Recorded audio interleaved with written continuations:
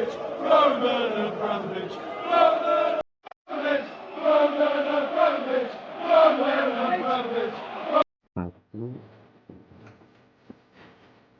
What's up the Chels? 4-0.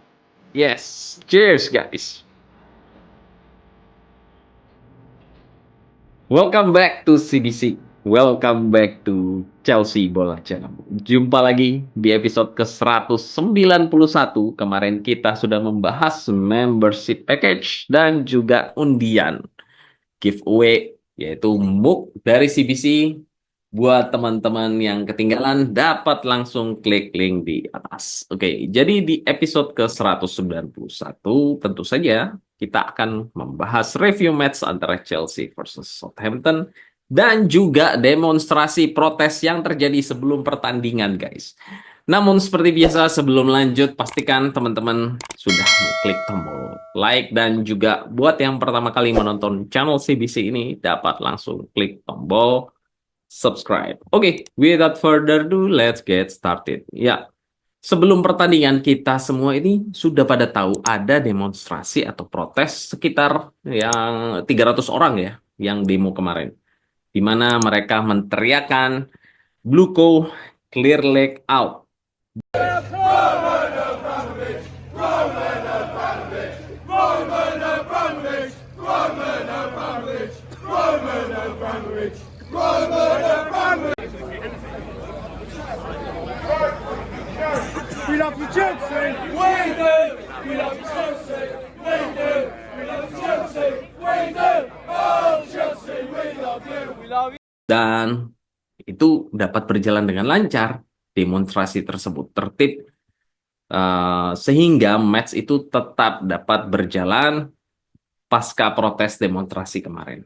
Dan kenapa CBC pro demonstrasi yang terjadi? Ya karena di bawah owners yang baru ini, Chelsea itu kondisinya dalam 3 tahun terakhir itu sangat-sangat memprihatinkan ya. 3 musim, 0 trofi, 6 manajer, dan di saat kita butuh striker, kebijakan mereka itu malah terus membeli para pemain muda untuk investasi. Dan di saat kita surplus dalam kedalaman squad ya di musim ini, malah mereka meminjamkan para pemain Chelsea.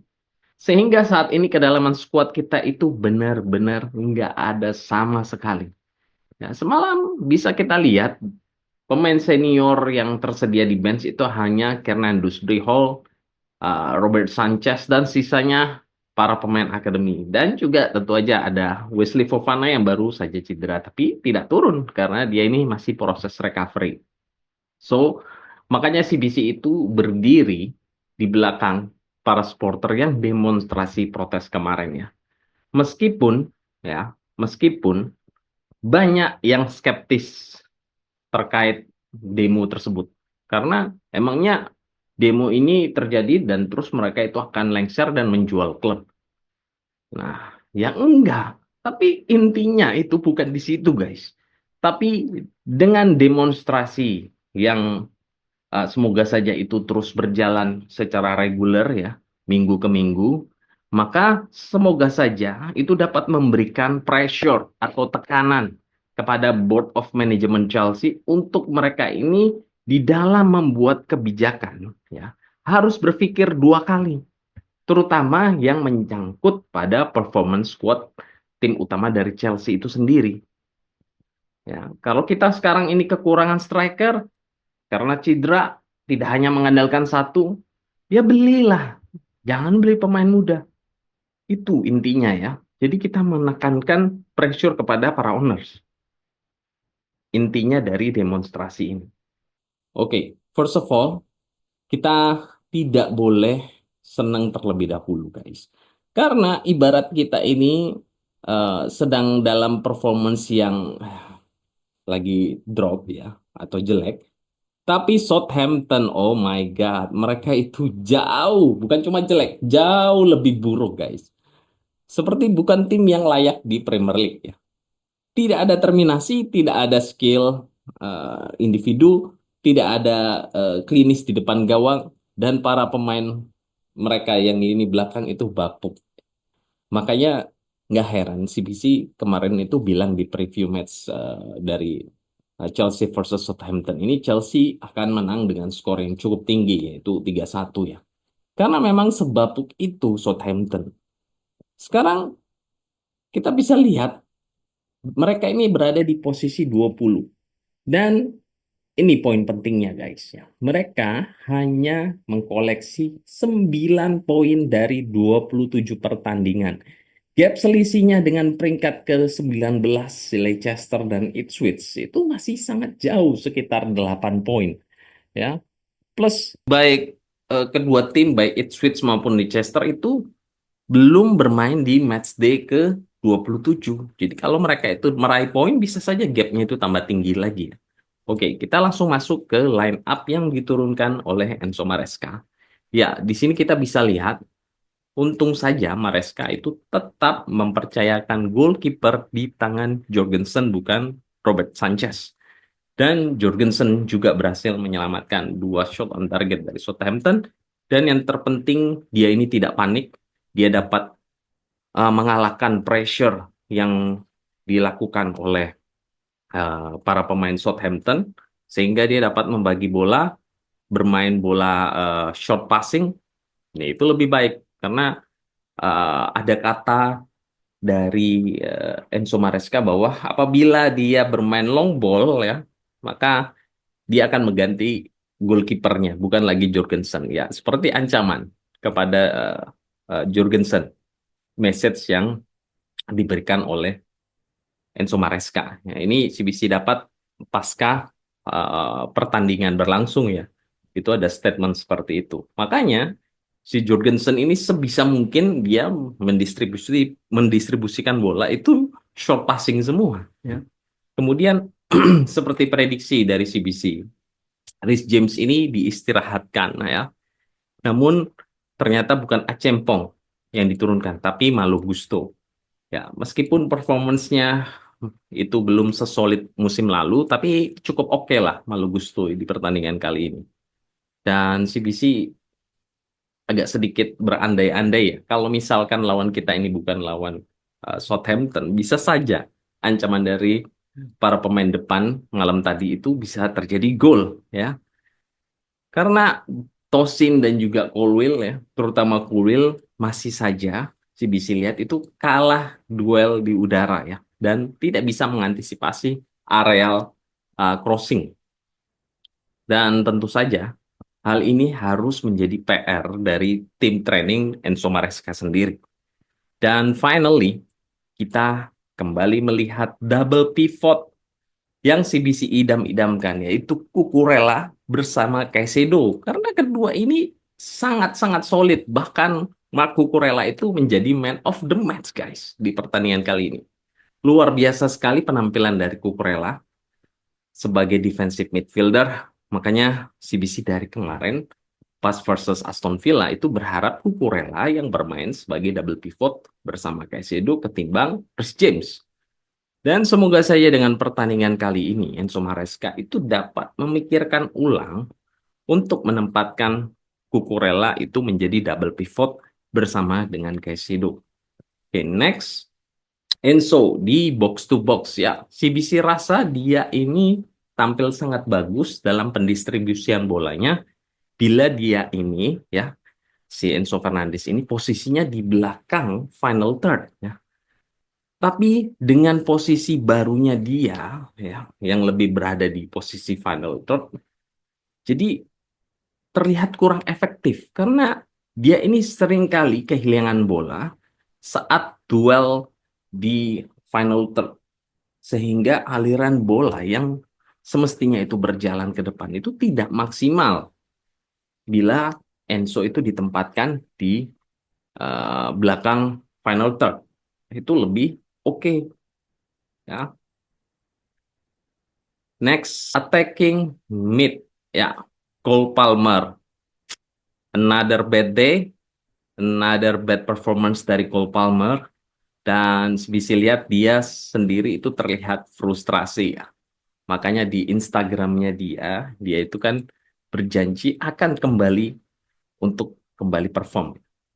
Karena CBC lihat banyak sekali keputusan-keputusannya itu salah dan juga entah benar atau enggak. Tapi CBC feeling saat Cole Palmer itu memegang bola, itu permainan Chelsea itu malah temponya menurun. Sedangkan kita ini sedang build up serangan dengan intensitas tinggi. Karena Cole Palmer ini terlihat seperti berlama-lama dengan bola. Dan masih tetap saja PR-nya belum klinis di depan gawang. Ya, jadi CBC heran nanti bagaimana Cole Palmer ini, apakah kita tetap menempatkan dia di center atau lebih baik di winger. Ya. Next, right winger, Jadon Sancho. Aduh, untung ini Southampton ya. Kalau bukan Southampton, CBC melihat tidak ada yang berarti dari Jadon Sancho di pertandingan kali ini. Minim kontribusi. Next, left winger, Nkunku. Ya, kali ini Nkunku performance-nya cukup berbeda dengan yang kemarin saat melawan Aston Villa karena Nkunku ini disupport oleh Cucurella yang acting sebagai box to box di sisi sebelah kiri pada saat kita menyerang. Makanya performance dari Nkunku ini sedikit terbantu ya, sedikit terboost dari adanya Cucurella di situ. Karena dia beberapa kali terlihat berkombinasi dengan Cucurella dan juga Pedro Neto. Next, Pedro Neto yang tampil sangat-sangat energik, garang, dan juga kekuatan itu untuk dia pace-nya sangat cepat, membuat dia ini dapat mobile ke sisi sebelah kanan, ke sisi sebelah kiri, running through di channelnya luar biasa, dan dia juga mengingatkan sekilas kepada CDC ada potensi Pedro Neto ini menjadi Sergio Aguero. Ya, karena kedua pemain ini sama-sama tidak tinggi dan tendangan kerasnya itu sangat cemerlang ya. Serta kecepatannya itu sangat dapat diandalkan untuk mencetak gol. Beda sekali tipikal gol shooting dari Pedro Neto dengan Nicholas Jackson ya. So, apakah ini blessing in disguise buat Pedro Neto di saat Nicholas Jackson dan juga Mark Yu itu cedera secara bersamaan sehingga dia mengisi posisi di false nine atau bisa lihat mungkin sebagai wide ya, wide attacker. Jadi dia sangat-sangat agile, dapat berubah ke kiri, dapat berubah ke kanan dan kedua kakinya sangat-sangat efektif untuk mengirimkan crossing. So we will see guys in the next match versus Leicester setelah kita bertandang ke Copenhagen di hari Jumat tanggal 7 Maret eh, sekitar 1-2 minggu lagi ya. Jadi menang 4-0 atas Southampton ini tidak ada yang perlu dibanggakan, biasa saja. Justru CBC merasa was-was karena sebelum Nkunku itu mencetak gol pertama di menit ke-24, memanfaatkan assist dari Tosin yang berawal dari corner oleh Enzo Fernandez. Sebenarnya Southampton itu tampil cukup oke 20 menit pertama karena mereka itu datang ke Stamford Bridge tidak hanya bermain bertahan dah. Dan mereka ini juga melakukan serangan. Sehingga nyatanya mereka itu dapat shot 7 kali dan 2 diantaranya on target. Dan pertahanan mereka itu lumayan rapi awalnya ya. Hingga terjadinya gol kedua di menit ke-35 berawal dari kesalahan passing para pemain Southampton kepada Cucurella. Dan Cucurella ini dapat dengan cepat mengirimkan breakthrough ball ke Nkunku. Dan Nkunku langsung memberikan breakthrough ball ke Neto dan Neto berhasil mencetak gol kedua untuk Chelsea. Dan di menit ke-43 ya, CBC lihat perkelanggaran yang terjadi mengakibatkan free kick dan Neto itu berhasil mengirimkan umpan free kick kepada Colwill sehingga Colwill itu berhasil mencetak gol ketiga untuk Chelsea. Begitu juga dengan di menit ke-77 dari Malo Gusto yang create chance dan mengirimkan passing kepada tarik George di sisi sebelah kanan, dan Cucurella berdiri bebas, tidak terkawal di dalam kotak penalti dan mencetak gol keempat. Oh ya, CBC meminta maaf kemarin buat line up di preview match itu kurang satu pemain ya. Dan ternyata benar saja semalam kita itu seperti bermain dengan 10 orang karena Jadon Sancho ini benar-benar nggak kelihatan guys ya. Oke, ada yang positif di sini bahwa kita ada progres di dalam kita melakukan atau mengeksekusi bola-bola mati ya. Karena gol yang pertama Nkunku itu dari corner Enzo Fernandez, dan Nkunku memanfaatkan deflected ball dan mencetak gol dari Tosin ya. That's why itu yang pertama dari corner. Yang kedua free kick. Ya, free kick dari Pedro Neto langsung kepada Colwill. Setidak-tidaknya setelah sekian lama, sekitar 25 match, kita tidak melihat free kick yang berbahaya dengan umpan yang cantik. Begitu juga dengan corner ya. Sudah sekian lama, yang terakhir itu gol Chalobah yang dicuri oleh Madueke. Akhirnya at least ada progres kita di dalam eh, mengeksekusi bola-bola mati ya. Dan juga permainan kali ini memang lebih direct football. Ya, ini yang kita harapkan dengan memanfaatkan pace dari para pemain, terutama kalau kita punya Pedro Neto di lini depan. Itu sangat-sangat efektif kalau kita bermain cepat ya. Direct football, one two, dan juga breakthrough ball.